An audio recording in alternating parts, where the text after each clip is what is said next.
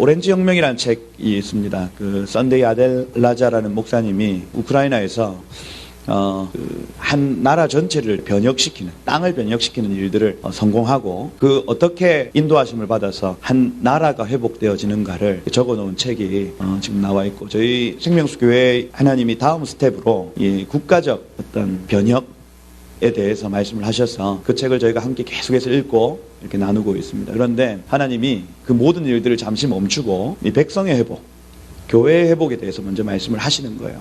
그래서 여태까지 생명수 교회 안에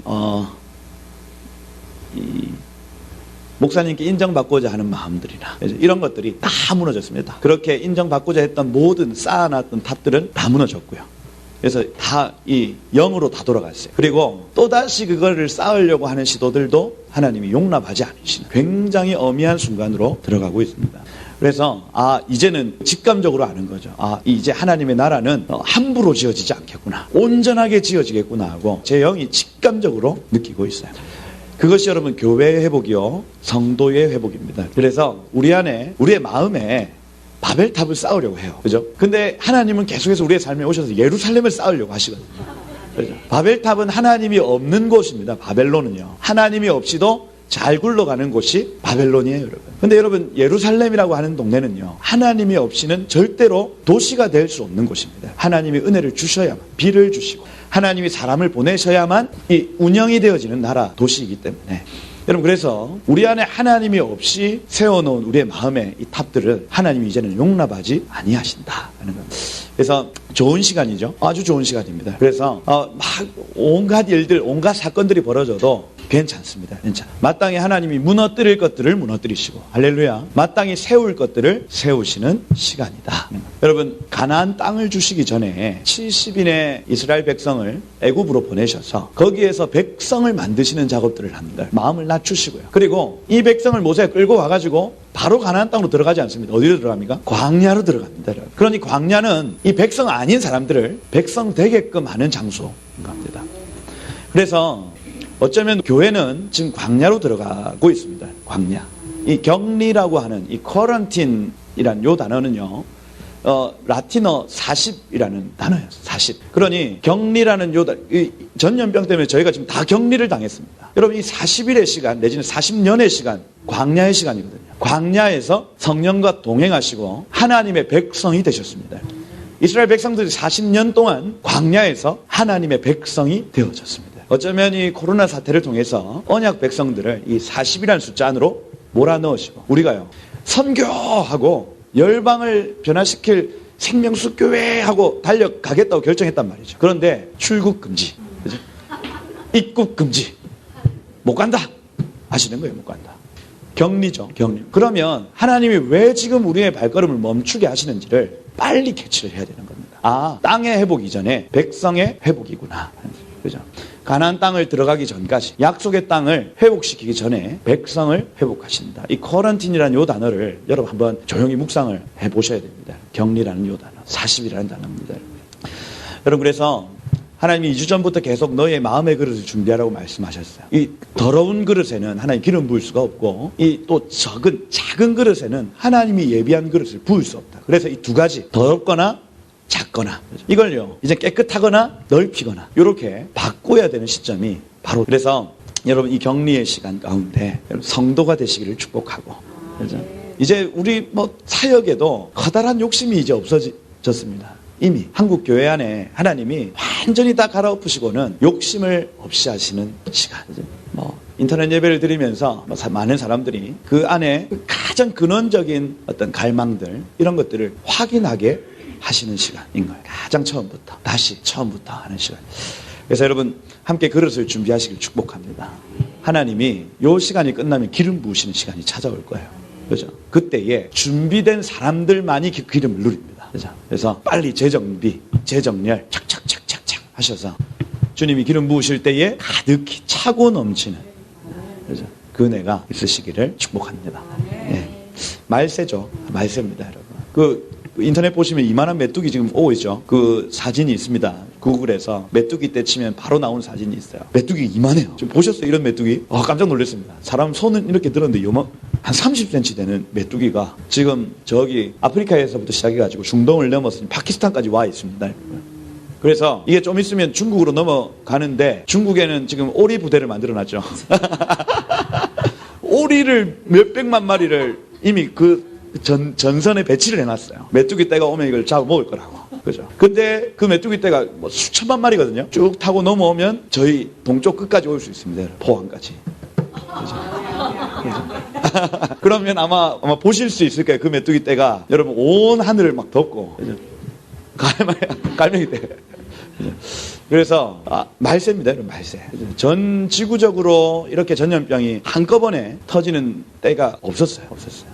그래서 전염병이든 기근이든 전쟁의 소문이든 이 모든 것들이 지금 뭔가 만들어져 가고 있습니다. 말세예요, 말세. 그죠?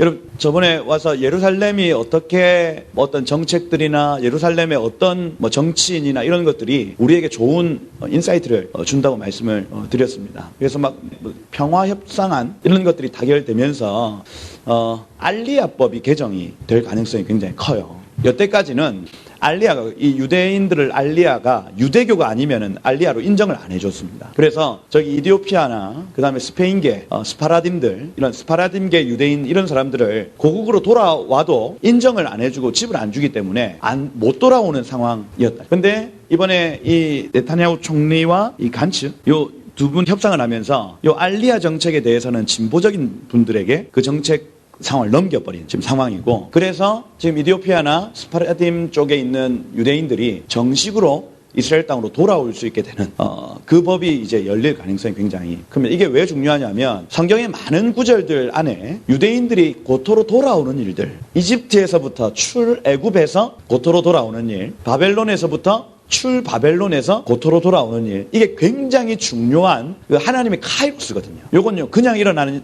시간이 아니라 하나님의 적극적으로 개입하시는 때 일어나는 일들이 알리아입니다, 여러분. 그래서 여태까지는 좀 간헐적인 알리아였습니다. 기독교인들은 알리아를 못했어요. 지금 뉴욕 땅의 코로나 사태로 유대교 공동체가 완전히 흔들립니다. 그래서 이 코로나를 통해서 지금 알리아를 하지 않고자 하는 유대인 죽이시거든요, 지금. 뉴욕에 가장 많이 유대인들이 죽고 있습니다, 여러분. 그럼 뭐 어떤 생각을 하냐면 이 사람들이 이런 어떤 환난과 어려움들을 겪을 때에 내가 고토로 돌아가야 되겠다는 생각을 하는 거예요. 이게 다 연결되어 있는 상황인 겁니다. 그런데 이 평화협상안이 타결이 되면서 지금 가장 중요하게 인식되고 있는 게 이 알리아법이 바뀌게 될 거고, 많은 메시아닉 주들, 그죠? 그 이디오피아 구스, 스바 여왕을 통해서 유대적 전통이 이디오피아에 남아있거든요. 그래서 그 사람들 아직까지 6월절을 지킵니다. 그죠? 그래서 그 사람들이 고토로 돌아오는 일들, 스페인에서 고토로 돌아오는 일들, 이런 일들이 유대교가 아니어도 이제 돌아오게 되어지는 굉장히 많은 그룹들이 이스라엘로 돌아오게 되는 일들이 앞으로 일어나게 될 것이다 하는 겁니다. 굉장히 중요한 시간을 지금 지나고 있는 겁니다. 그래서 이 유대인들이 고토로 모이게 되면, 저번에 저희가 그 스가랴서 말씀을 볼 때에 큰 전쟁이 예루살렘 주변에서 있을 거거든요. 그때 유대인들은 산으로 도망해야 되는 상황이 펼쳐집니다. 그러니 다 모여야 이 유대인을 향해서 집단적인 핍박이 가능해져요. 그래서 지금 그 흐름 안에서 마지막 때가 점점 더 가까워오고 있다는 것을 우리가 알 수가 있는 겁니다. 아시겠죠? 그래서 지금은 마지막 때다. 그래서 점점 그 시간이 단축되고 촉박하게 진행하고 있다는 겁니다. 자, 그래서 이 마지막 때 교회를 오메가 교회라고 얘기를 합니다. 그럼 초대 교회는 뭐라고 하겠어요? 알파 교회, 알파 처치라고 하고, 마지막 때 말세 교회를 오메가 처치라고 얘기를 하는 겁니다. 그래서 여러분 오늘 초두에 이제 해야 될 얘기가 뭐냐면, 이 오메가 교회는 알파 교회를 닮도록 되어 있습니다. 이게 마지막은 그렇게 가도록 되어 있어요. 그래서 초대교회를 어떻게 이해하느냐가 마지막 때를 어떻게 살아가느냐를 결정짓게 됩니다. 그래서 마지막 때가 가까우면 가까울수록 우리는 어디를 봐야 되냐면 처음을 봐야 되는 거죠. 비슷한 양상으로 가겠구나 하는 거예요. 그래서 이 돌아가야 될 원점이 있다, 원기가 있다, 프로토타이프가 있다는 거예요. 그래서 교회가 계속해서 성령의 인도함을 받고, 그 다음에 무언가를 열심을 내고 열정을 내고 교회를 막 꾸려 나가다 보면 어느 순간 덩치가 커 있고요, 어느 순간 뭐 어떤 성경에 없는 교리들 내지는 전통들이 덕지덕지 붙게 됩니다. 이게 어쩔 수 없어요. 사람과 사람이 만나다 보면 늘 날마다 성령의 인도하심을 받아서 결정하게 하는 것이 아니기 때문에 교회는 시간이 지나면 지날수록 뭔가 덕지덕지 붙어요. 그게 지금 중세 가톨릭 교회예요. 개신교회도 루터 이후에 칼빈 이후에 개혁을 했다 하지만은 뭔가 또 옆에 덕지덕지 붙어가는 게 여러분 보이지 않습니까? 그죠? 그렇게 붙었을 때에 원기가 있다는 원기가 프로토타이프가 있다는 거예요. 거기를 딱 갖다 대보면 우리 주변에 지금 인간적으로 뭐가 붙었고, 그죠? 그 과거에 여러분 중세의 도시들에 가보면 길거리 지나갈 때마다 1m짜리 원기가 있습니다, 여러분. 그죠? 그냥 길에 보도블록 옆에 1m 해가지고 이 프로토타이프가 딱 있어요. 그러면 옷감을 막 이렇게 자기 자아가 있잖아요. 그 1m인데 이만큼 할 수 있지 않습니까? 1m 딱 했는데 아닌 것 같아. 그러면 어디로 가냐? 그 보도블록 그 프로토타이프로 가는 겁니다. 가지고 와봐라. 해가지고 딱 대보고 아니네. 이렇게 하는 거예요. 그러니 원기가 굉장히 중요한 겁니다. 원기. 우리 교회가 돌아가야 될 기준이 어디냐 할 때에 어디라고요? 초대교회라고요. 초대교회에서 얼마나 덕지덕지 붙었는가 하는 겁니다. 그래서 이렇게 하는 분들은 성경을 굉장히 순수하게 받아들이는 분들이 주로 초대교회처럼 하고 싶어요 하는. 그래서 양결 목사님 굉장히 순수하시죠. 이게 순수해가지고 오만 일을 다 겪습니다. 평신도한테 세례를 줘도 된다 해가지고 저희가 가정교회 잘하고 있었거든요. 휴스턴 침례교회에 교회도 방문하고 좋은 관계를 맺고 이렇게 했는데 목자가 이제 세례를 줘도 된다 했어요. 왜요? 사도행전에 집사님들이 세례를 주더라고요. 빌립 집사님 이런 분들 세례를 주니까 누구 집사들도 세례 주라 이렇게 해본 거예요. 그러니까 가정교회 쪽에서 연락이 와가지고 그거 하지 마라. 왜요? 우리는 이 초대교회처럼 하는데요. 그럼 누구 나가라 이렇게 쫓겨났습니다. 가정교회에서 쫓겨나고 그 교단에서도 이 소식을 듣고 와가지고 평신도한테 세례 줘. 세례권이 얼마나 중요한 권인데 축도권도 줬나 막 이러고 막 강도권도 줬나. 우리는 이 초대교회처럼 하고 싶은데요. 나가라. 나갔다 아닙니까? 이게 말씀을 순수하게 보면 쫓겨나는구나. 그죠? 근데 우리에게는 소망이 하나 있습니다. 아멘이시죠?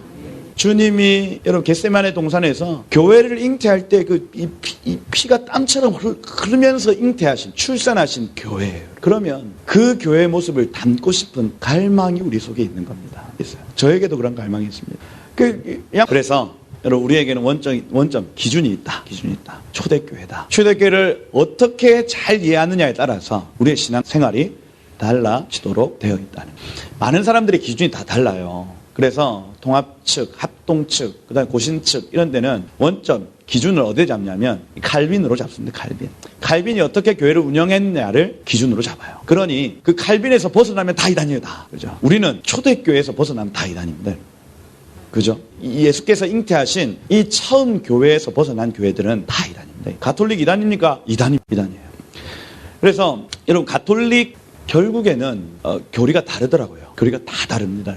아니 가톨릭 믿는 사람들 세례받으면 교회에서 인정을 해야 됩니까? 이단 여러분 신천지에서 세례받은 거 여러분 인정하시겠습니까? 못하는 겁니다. 못하는 거예요. 근데 합동 측 이런 데는요 또 다 인정을 또 해줘요. 이게 이상합니다.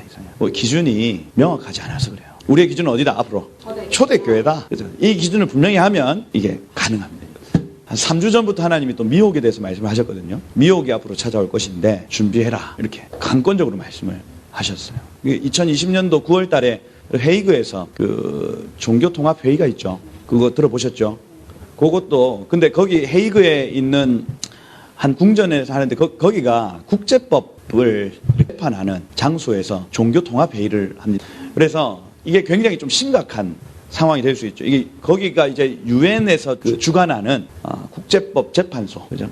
있는 곳에서 이런 결정들이 있을 거기 때문에 미혹이 굉장히 활발하게 일어날 것이다. 특별히 어떤 이 개신교도들과 이 가톨릭과의 어떤 연합 이런 것들이 우리가 여태까지 경험해 봤던 어떤 레벨보다 훨씬 더 높은 레벨로 각 개교회에 던져지게 될 거다. 저번에 2013년도에 WCC 부산 총회가 있었는데 WCC 정말 말도 안 되거든요. 그 안에 들어가 보면 교리라는 것 자체가 말도 안 되는 교리들입니다. 여러분.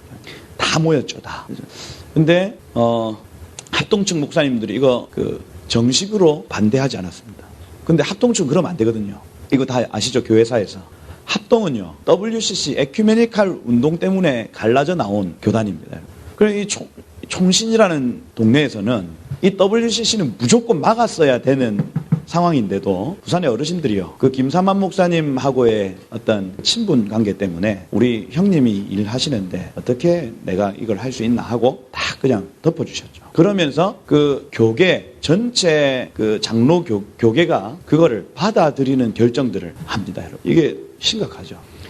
그리고 몇몇 그 싸우겠다고 결정하시는 분들은 막 무슨 징계를 당하고 이렇게 하는 상황입니다. WEA도 마찬가지고.